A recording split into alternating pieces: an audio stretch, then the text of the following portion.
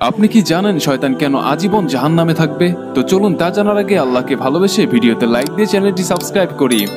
তো যখন কিয়ামতের পর আল্লাহ সুবহানাহু ওয়া তাআলা নেক ব্যক্তিদের জান্নাত এবং গুনাহগারদেরকে জাহান্নামে পাঠিয়ে দিবেন, তখন শয়তানকেও জাহান্নামে পাঠিয়ে দেওয়া হবে। শয়তান 1,00,000 বছর জাহান্নামে পড়ে থাকবে। তখন আল্লাহ সুবহানাহু ওয়া তাআলা হুকুম দিবেন, শয়তানকে জাহান্নাম থেকে নিয়ে আসো, এবং হযরত আদম আলাইহিস সালামকেও জান্নাত থেকে নিয়ে আসা হবে। তারপর আল্লাহ রাব্বুল আলামিন শয়তানকে বলবে, হে শয়তান, তুই আমার নাফরমানি করেছিলি যখন আমি তোকে হযরত আদম আলাইহিস সালামকে সিজদা করতে বলেছিলাম। আজ হযরত আদম আলাইহিস সালাম তোর সামনে দাঁড়ানো, আজ যদি তুই তাকে সিজদা করিস তাহলে আমি তোকে ক্ষমা করে দিব। তখন শয়তান বলবে, হে আল্লাহ, যখন আপনি আদম আলাইহিস সালামকে সৃষ্টি করেছিলেন তখন আমি তাকে সিজদা করতে অস্বীকার করেছিলাম, আর যখন সে কবরে ছিল তখনও আমি সিজদা করতে অস্বীকার করেছিলাম, আর আজও আমি তাকে সিজদা করব না। এরপর আল্লাহ সুবহানাহু ওয়া তাআলা দ্বিতীয়বারের মতো শয়তানকে জাহান্নামে নিক্ষেপ করবেন, এবং শয়তান সব সময়ের জন্য জাহান্নামী হয়ে থাকবে।